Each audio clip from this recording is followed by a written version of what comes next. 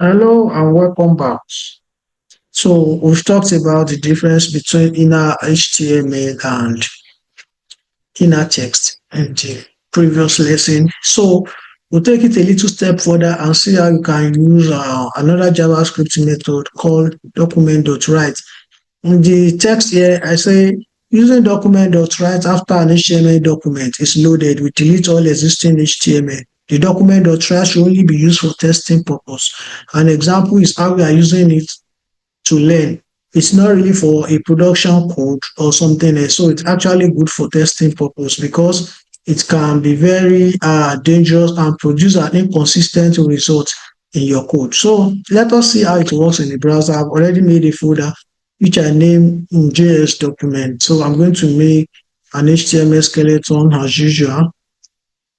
And then I'll just give it the title of JavaScript document. Then I'll make two HTML element here, call one hello world.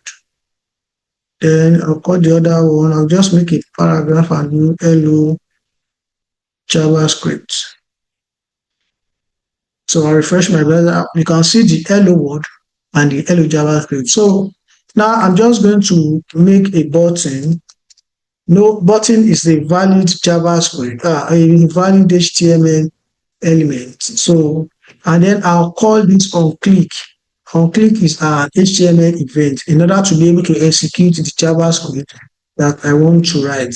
Dot write 5 plus 6. Then I'll close the button and put a text. Try me. Can you see it? Because I'm using this on click handler, the browser understands how to interpret the JavaScript code that is in it. So if I click on try me now, let's see what will happen. You can see that we have 11, which is the output of the document.write, and every other thing that we have, like the hello world and hello JavaScript, they have all disappeared. So that is the reason why it is only used for testing purpose, because it can produce inconsistent results. So I'll see you in the next lesson. Thank you. Don't forget to practice what you're learning.